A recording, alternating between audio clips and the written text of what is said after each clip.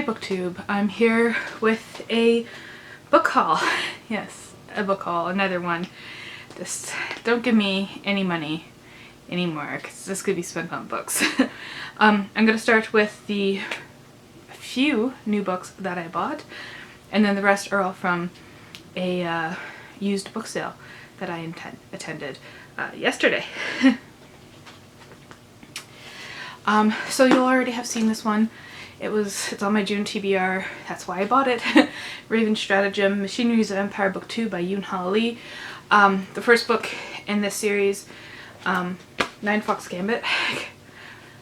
I'm really tired, my brain's not 100% right now. It was one of my favorite books last year. So when I needed a book about math, this was the book I picked. Yeah, they use math and weird computations to wage war, and the math like literally causes destruction. So yeah, I'm just gonna stick that back on the TBR cart. And then my work made the mistake of having me drop off one of the residents at their workplace, which was at the mall.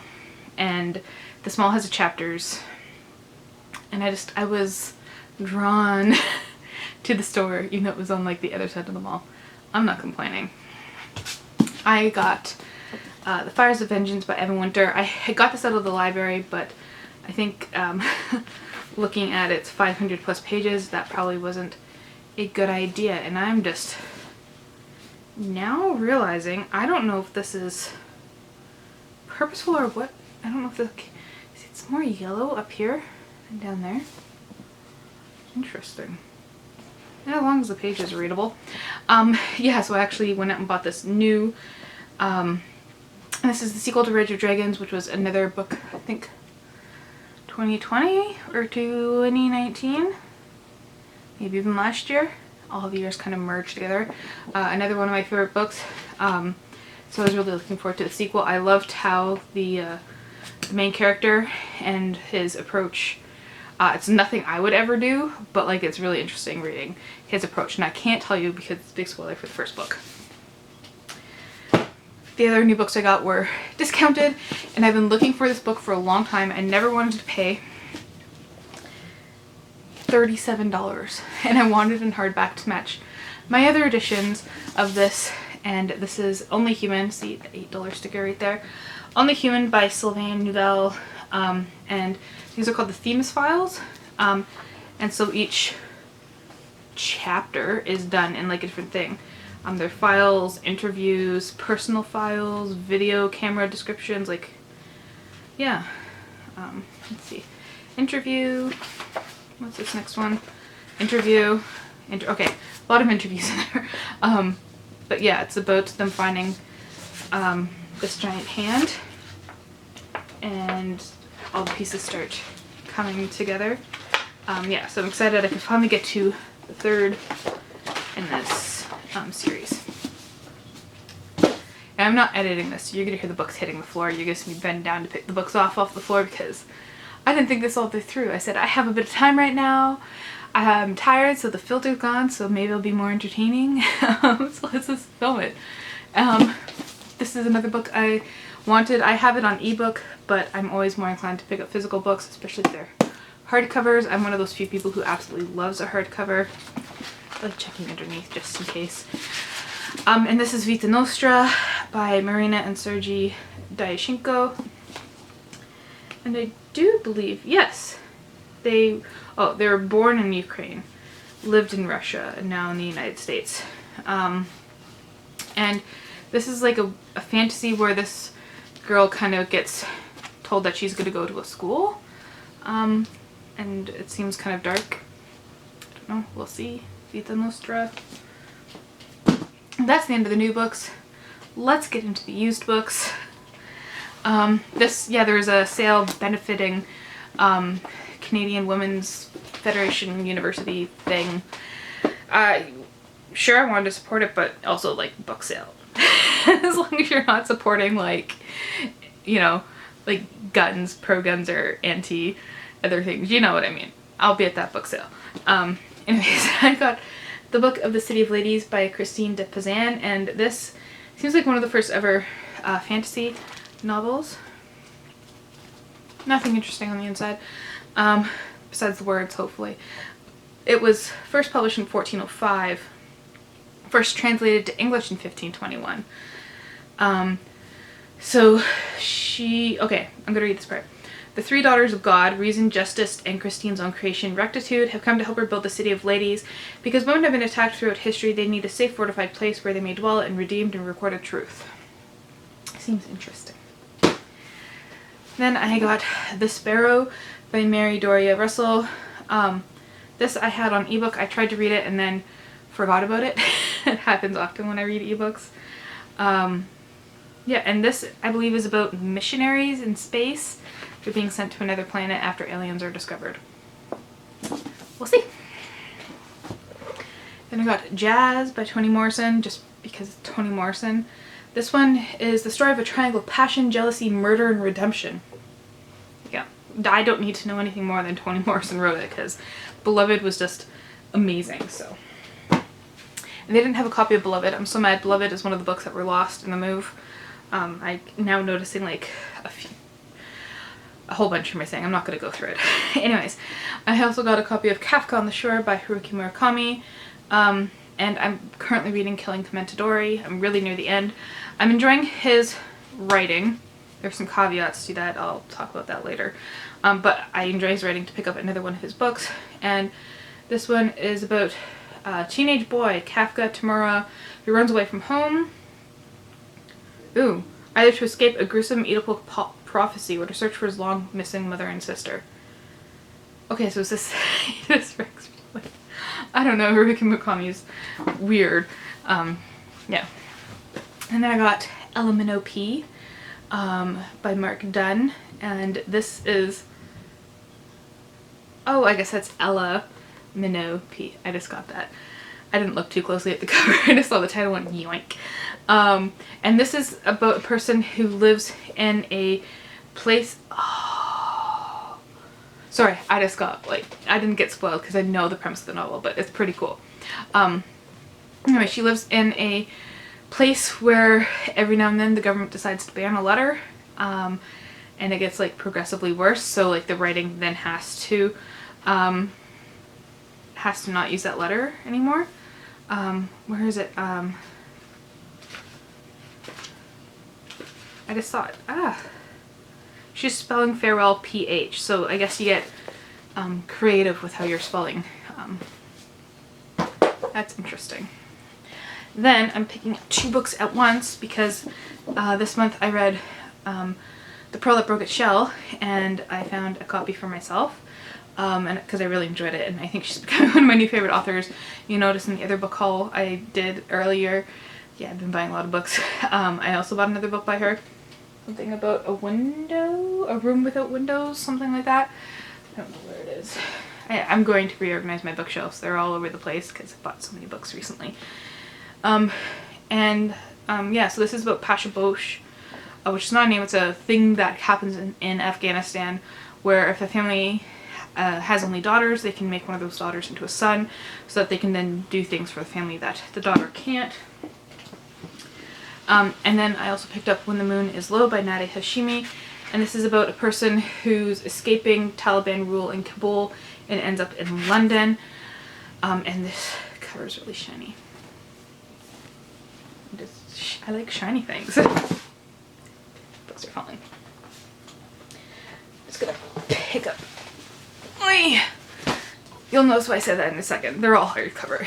Big, thick hardcovers. I got Ilif the Unseen by G. Willow Wilson. I just heard about this actually like the day before the sale. And it's a mixture of fantasy but also like computer hacking. So that appealed to me. I think it might be a bit YA, but I'm enjoying These Violent Delights, which is also YA. So like maybe, and then hopefully it's good, because I also got Ninth House. I got a list full. It said Ninth House by Lee Bardugo. Is anything cool under this cover? No, you think they'd have like a snake or something there. I am disappointed. I am very disappointed. I'm gonna get my money back. I paid $2 for it. I don't care. Oh, there's notes. Oh, I love. Oh, what is... No, I think this is...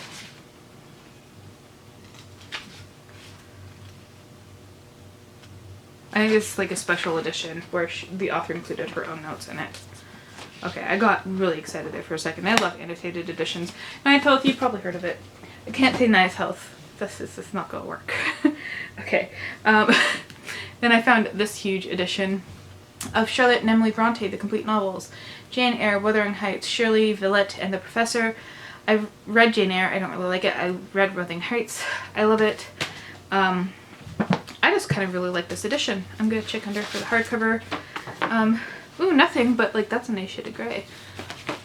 I like gray. It's a nice color. Okay. Oop. Next stack of books. Graham Greene, Travel with My Aunts. I've been looking for this book. Graham Greene's one of my favorite authors. And this one is about a man traveling with his aunt, but she's a bit off. See, Maggie Smith played her in the movie. I haven't seen the movie. And then, it's funny, the lady, I was stacking up my books, she's like, you need to separate the children's books from the adult books, and she pulled out this book. And I was like, oh lady, lady, it's not a children's book. It's a book of poetry. Lesbian poetry. And I mean, like, sure, I have no problem with children reading it, but a lot of people might have problems with their kids reading that. Yeah.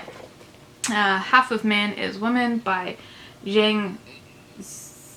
Sure, I'm not prepared at all. I'll hold it there. It should be focused. I hate autofocus. It makes a lot of noise on my camera, so I don't do it.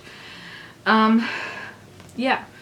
This is the Gulag literature of the Soviet Union is world famous, but China's equivalent is almost unknown. So I don't know. I think this is semi-autobiographical. It's based on his own experiences in prison, and him meeting his wife. Normally I don't go for those kind of stories, but I guess it appealed to me. Then I got The Psychology of Time Travel by Kate Mascarenhas. Listen, I also have a very difficult last name to pronounce, so like I understand. It's hard to pronounce some names. And I just heard about this, and the cover really appealed to me. I gotta admit, I love these really busy covers. It's got like cross-stitched DNA and guns. And then another book that was lost in the move. Whole series. Yeah, The Hobbit. And I actually really like these covers. It's nothing like mine. Mine was a very special hardback set that came with a whole bunch of stuff. I thankfully have the CD still and the postcards, but the book that was in that set was lost. But there's The Hobbit. You know what The Hobbit's about. Next pile of books, because there's still more to come. Okay, I'm still here. I didn't disappear. I got The Whisper Man by Alex North. I thought I'd read a book by him before, but I haven't. It must have been someone with a similar name. This is a thriller thing? Something about a serial killer. And there goes the pile. And then I got Indian Summer, The Secret History of the End of an Empire by Alex von Tunselmann. And I've seen this on, I can only remember her Instagram handle, Joe E something.